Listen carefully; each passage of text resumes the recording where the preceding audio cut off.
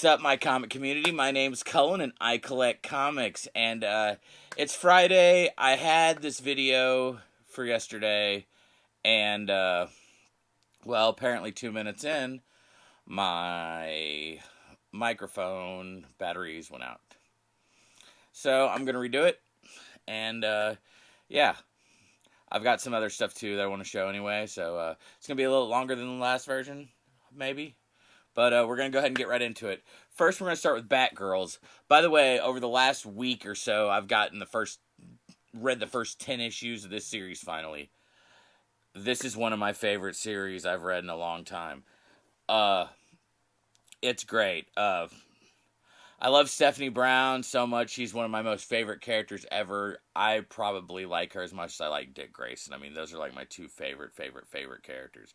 So this being a book with her, and also Cassandra Cain. Don't get me wrong, Cassandra Cain. When I first started, whenever I got really heavy back into collecting comics, she was a character that I also, whenever I first saw her, I first started I kind of swayed a little bit after high school. I only bought I was still picking up Robin and reading it, so that was how I was getting to know Stephanie Brown, which her stuff in the Robin books is just so good. Her story arc, everything about it. I just absolutely love it. Her and Tim grow so much in that book. It's just so great. But, whenever I started really picking up heavy on more books, I, about the time Hush came out, I started buying heavily again.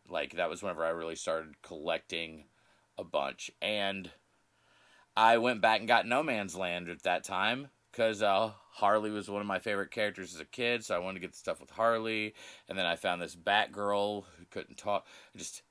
I love Cassandra Cain. I love, Barbara Gordon. Everything about the series is awesome. I'm talking about it way too much, sorry, but this is Batgirls number 16. The cover artist for this is Jorge Corona. He's done a lot of them. I love his work. He does the majority of the first part of the run. Becky Cloonan's still writing this with Michael Conrad, and Neil Googe is the artist on this. This is issue 16. We got to get into this because it's going to take a while to get through stuff. Batgirls fall down a rabbit hole of mischief and wonder on their journey to find who sent the Clue Master to kidnap his own daughter, Steph. But first, there's a bottle that says "Drink Me," and it should be pretty safe to drink, right? Even if it looks like it's been laced with Langstrom serum. Ooh, Man-Bat stuff. Sounds interesting. Alright, after that, we have issue number 3, season 3 of Batman. Well, season 3, Batman Adventures continue. We got issue number 3 here. It's got a cover art by Baldemar Rivas. Writing for this is Paul Dini and Alan Burnett, and Ty Templeton is the interior art. And, issue number 3. The Joker's right-hand man, Straight Man, isn't quite feeling himself lately. He keeps experiencing moments of flashback of a life he doesn't remember. After a recent run-in with the Clown Prince and his stoic enforcer, Batman starts to unravel the man's past. But it lands him smack dab in the crosshairs of Amanda Waller and Task Force X. So we got Task Force X coming into Batman animated... Batman Adventures animated style. Hey, Loki. Next, speaking of animated type stuff, we have the Batman and Scooby-Doo Mysteries Volume 2, number 6. And the cover artist for this is Eric Owen. The interior artist for it is Eric Owen. And Evan Cohen is the writer. And Batman calls upon his friends in Mystery Inc. for help, and he's shocked this time they refuse. It's no secret that they become quite a crime-fighting team, and powerful foes are starting to team up against them. What fate does Fortune Teller see, and will they solve the riddle in time to save the day? Alright. Next we got Batman Incorporated, Volume 3, number 6. Obviously, it has Ghostmaker on the cover. I've been reading a lot of Batman lately, getting caught up, and I'm finally to Ghostmaker, and uh, finally got to Clown Hunter too. Absolutely love Clown Hunter. What an actual fun character. At first, I wasn't sure what to think of him, just by you know design and whatnot. But uh, all right, we got after Batman, like I said, we were on sorry, Batman Incorporated #6. This is a John Timms cover. The interior art is done by Michelle Bandini, and the writer for it is Ed Brisson. Someone has stolen from Professor Pig, and he's ready to burn down Gotham and get his property back. Everyone is a suspect, and everyone will pay. With Batman gone, Batman Incorporated must return to Gotham before the city is nothing more than ashes. All right, and yeah, once again, Professor Pig's one of those characters that I've always loved ever since I first ran into him and Batman and Robin and all that stuff. Loved it whenever Dick Grayson was Batman. But as we're moving on to Lazarus Planet, Revenge of the Gods #1. This has a Gilliam March cover. And the interior art's done by Althea Martinez, Mark Morales, and Cyan Tormey. And the writers for this are Becky Cloonan, G. Willow Wilson, and Michael Conrad.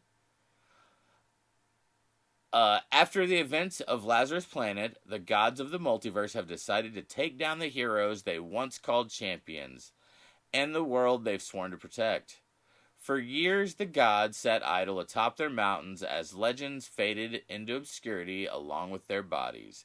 Now is their time to remind the selfish mortals of their existence and take back the world with something more powerful than belief: fear.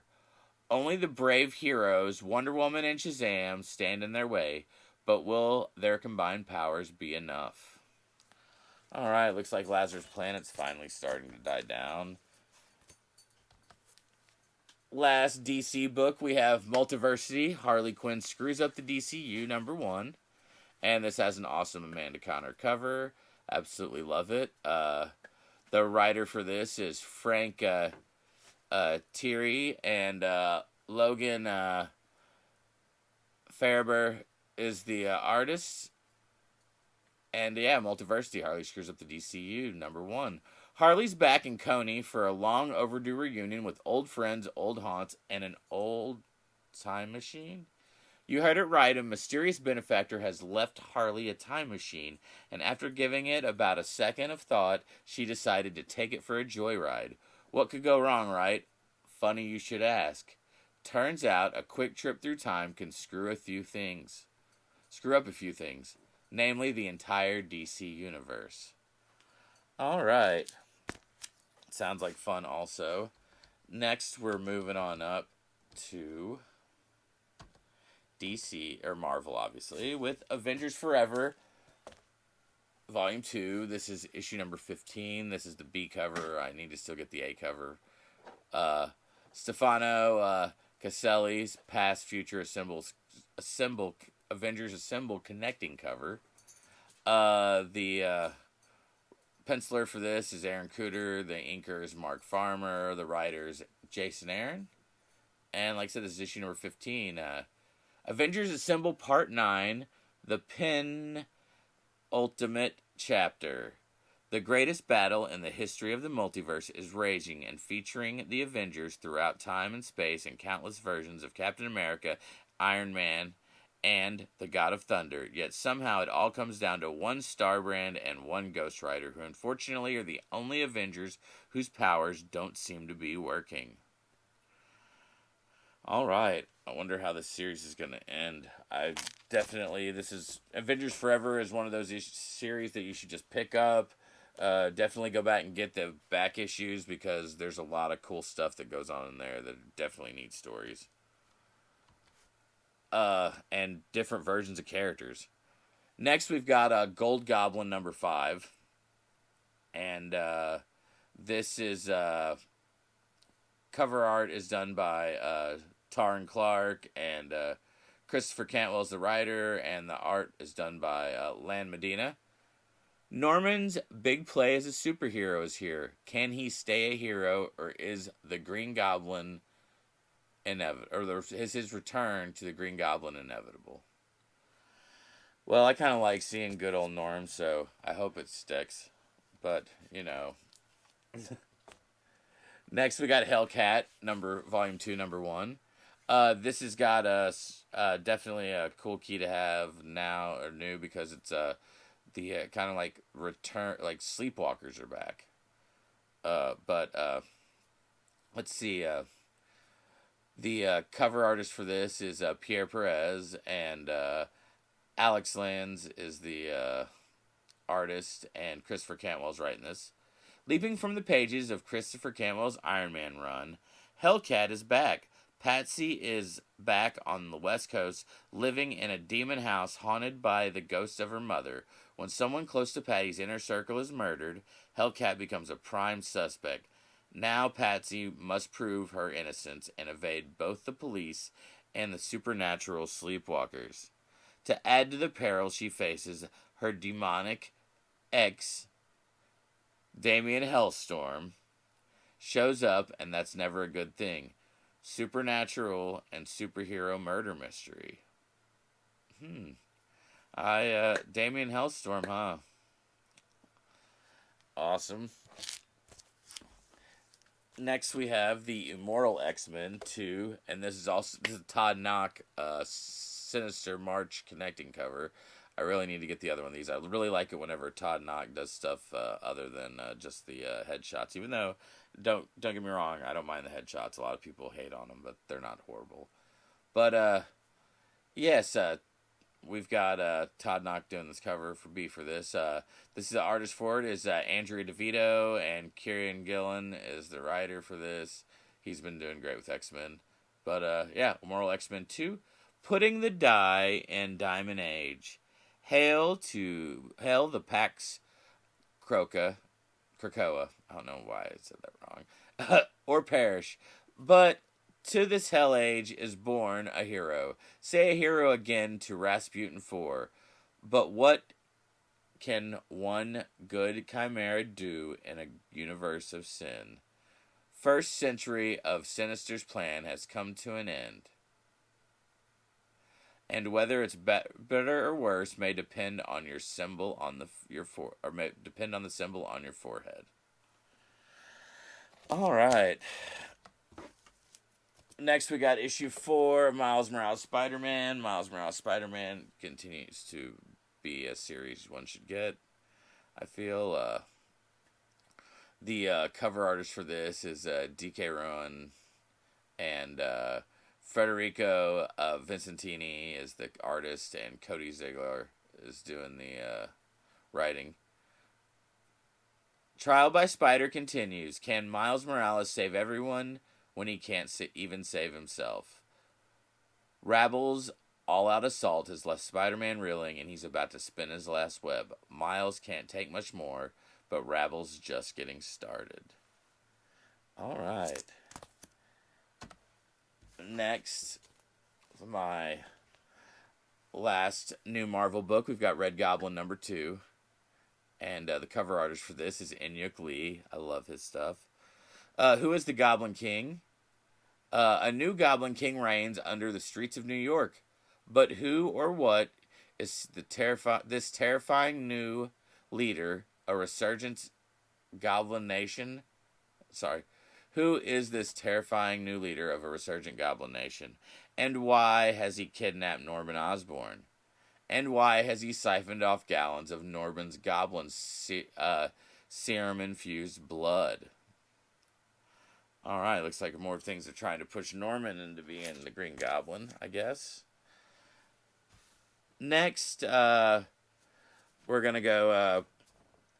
I've got some books I picked up recently at the comic shop. I've been meaning to get them, and he got a bunch of them in. I don't have them all yet, but we're going to have a look. I got some decent copies of Secret Wars. Issue 1.